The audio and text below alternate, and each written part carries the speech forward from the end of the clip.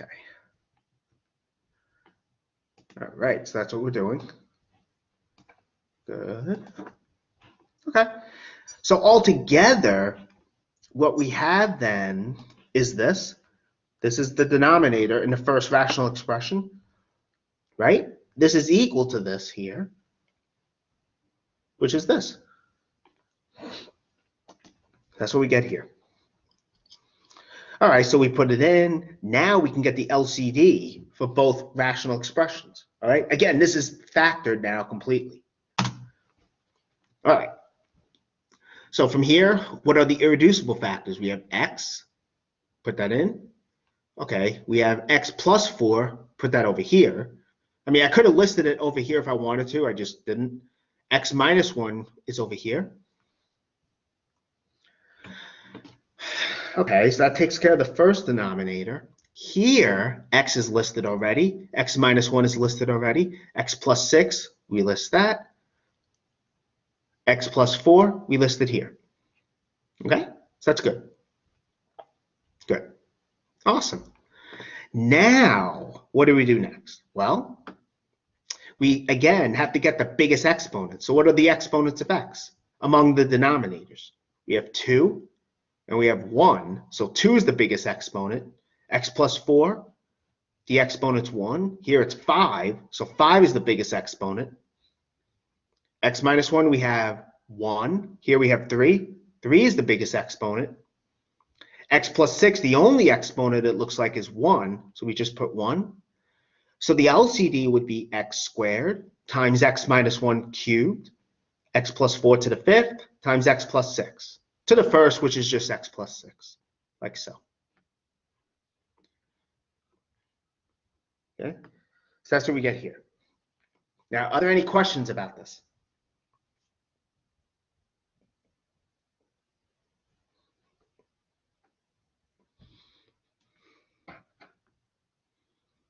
Okay. So once we know what the LCD is, just like with fractions of integers, okay, what we want to do is we want to manipulate the rational expressions, the fractions, so that the denominators all equal that common denominator, which again for us is the LCD. We want them all equal to the LCD. Now, how do we do that? Well, the way we manipulate them is we use this here, which really is just like what you do with fractions of integers, rational numbers, that is. Okay, that's what we're doing. Basically, what you're going to do is whatever's missing from the denominator, right? You put it in, you multiply it, but whatever you do to the bottom, you do to the top. Same thing. You have to keep everything algebraically equivalent, and that's really what we do. And so that's how we do this. Again, it's just like adding and subtracting fractions. Once they're the same, we add or subtract by adding or subtracting the numerators. The denominators, we leave them alone. That's what happens. Okay. Now, so this is what we're going to use. So let's actually do this example. Here, we have 1 over 3x plus 2 and 3 minus x over x minus 1. Well, hopefully you can see that these denominators are factored already. They're already factored. Here, for instance, we have x minus a number, right? So this is degree 1, coefficients 1. You can't factor that. Here, you can't factor this any further, mostly because 2 and 3, their only common factor is 1. So those are irreducible. So those are the distinct irreducible factors, as you can see. What are their exponents? Well, the only exponents are 1, right? So in this case, the LCD is just the product, x minus 1 to the first times 3x plus 2 to the first, which is this. Okay. Now, But again, here we actually want to add them, so we have to manipulate each one of these. How do we do that? Well, 3x plus 2, right? We want what's missing is x minus 1. So what do? We want to multiply the denominator by x minus 1.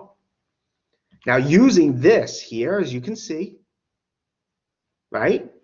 We have to multiply whatever we multiply the bottom by, we have to do the same to the top, to the numerator.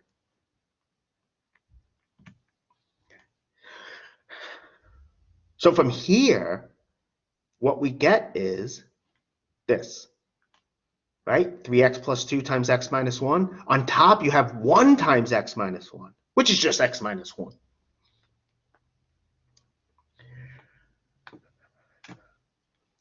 Now here, for the second rational expression, we have 3 minus x over x minus 1. What's missing is 3x plus 2 in the denominator. So we have x minus 1 times 3x plus 2, right? But again, what we multiply the bottom by, we have to multiply the top by. So we multiply the numerator by 3x plus 2. And that's how we get this. I mean, I wrote the 3x plus 2 on the left side. It really doesn't matter because multiplication is commutative.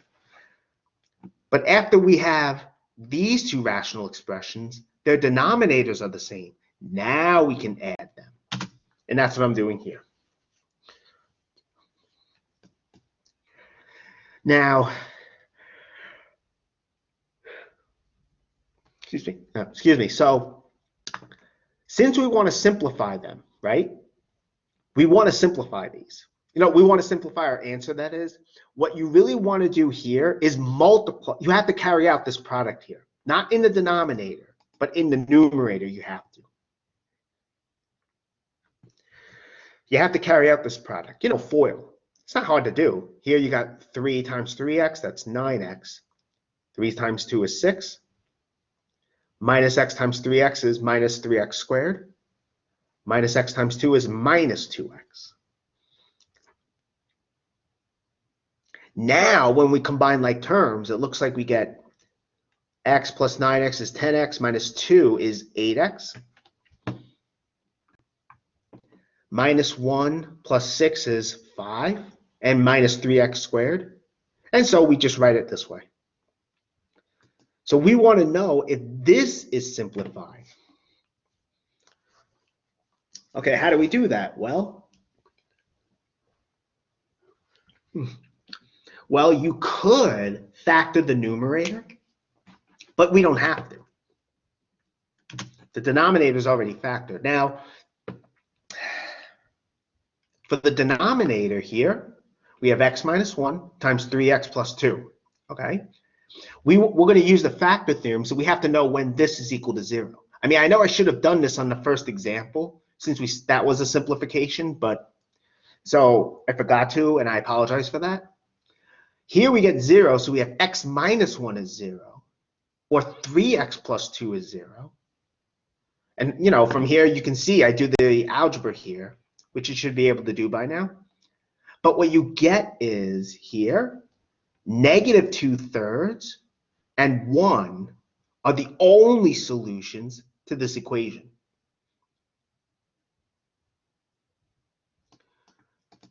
So if the numerator has x minus 1 as a factor, then 1 has to be a 0 of the numerator. In other words, it has to be a solution to this equation. For 3x plus 2 to be a solution, for 3x plus 2 to be a factor of the numerator, negative 2/3 has to be a solution to the numerator. Has to be, a root of it, a 0 of it, that is. And again, that's just by the factor theorem. I mean, I wrote it out over here.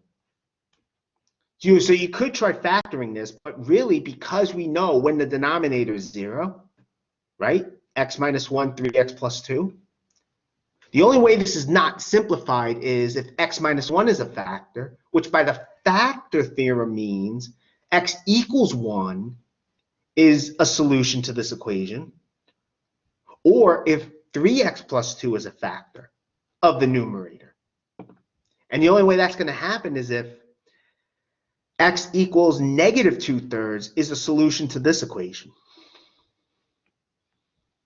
So by the factor theorem, that's what will happen. And here, basically, I'm just showing that neither one happens. You know, if you let this be capital F of x, capital F of negative 2/3 is not equal to 0. You actually get negative 5/3. And F of 1 is also not equal to 0. So it is simplified, is what I'm trying to say. So it is simplified. Okay. Are there any questions on that? I know that was a little tricky, but it wasn't terrible.